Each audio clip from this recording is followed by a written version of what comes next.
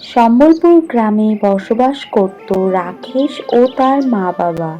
তারা তিনজনে খুব সুখে শান্তিতে দিন কাটাতো। রাকেশ ছিল খুব মেধাবী ছাত্র, কিন্তু তার বাবা ছিল খুব গরিব।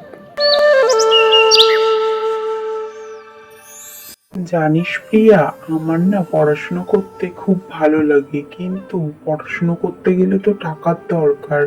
সেই টাকা আমি কোথা থেকে পাবো? তুই এত চিন্তা করিস না, টাকা ঠিক জোগাড় হয়ে যাবে।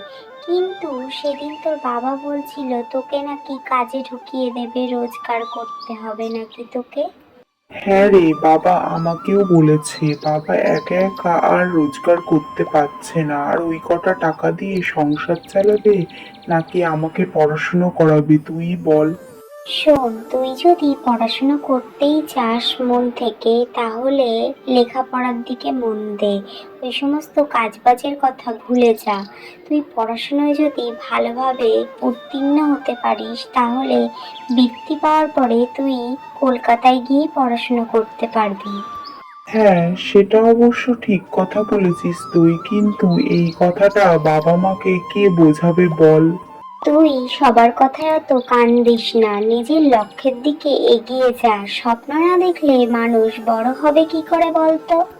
হ্যাঁ রে, আমি ভাবছি পড়াশোনার উপর আরো বেশি করে মনোযোগ দেবো। সামনে তো বৃত্তি পরীক্ষা, ওই পরীক্ষায় আমাকে পাশ করতেই হবে, আর বৃত্তি নিয়ে কলকাতায় পড়াশোনা করতে যেতেই হবে আমাকে।